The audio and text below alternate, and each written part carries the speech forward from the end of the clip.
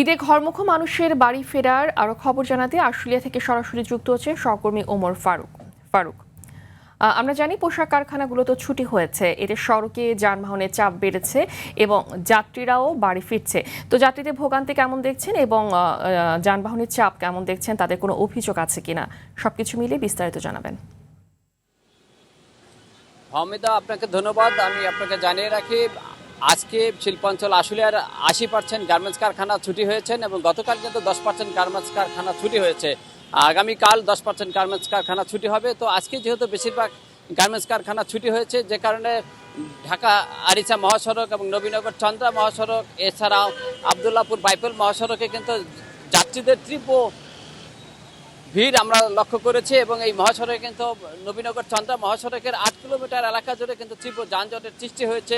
দুপুরের পর থেকে কিন্তু এই অবস্থা শুরু হয়েছে এবং বৃষ্টি হয়েছে, বৃষ্টির কারণে এই অবস্থা আরও বেশি হয়েছে বলে আমাদেরকে এমনটাই জানিয়েছেন পুলিশের সদস্যরা। তারা কিন্তু পুলিশ বাহিনী যেমনটাই জানিয়েছেন, তারা কিন্তু প্রায় 3000-এর অধিক পুলিশ সদস্য কিন্তু এই নবীনগর চন্দ্রা, ঢাকা আরিচা মহাসড়ক সহ বিভিন্ন সংযোগ সড়কে তারা দায়িত্ব পালন করছেন এবং ঈদ যাত্রীদের যারা নির্বিঘ্নে ঈদ যাত্রা উপভোগ করতে পারে এবং বাড়ি ফিরতে পারে, সেজন্য তারা সর্বাত্মক চেষ্টা অব্যাহত রেখেছেন বলে আমাদের কেমনটাই জানিয়েছেন। তো যাত্রী সাধারণ যেমনটাই অভিযোগ করেছে, বেশ কিছু বাস কাউন্টারে তাদের কাছ থেকে অতিরিক্ত ভাড়া আদায় করছে। বাস কাউন্টারের যারা দায়িত্বরত রয়েছেন তারা কিন্তু অতিরিক্ত ভাড়া আদায় করছেন এবং দ্বিগুণ ভাড়া আদায় করছেন, এমনটাও কিন্তু অনেকে আমাদের কাছে অভিযোগ করেছেন।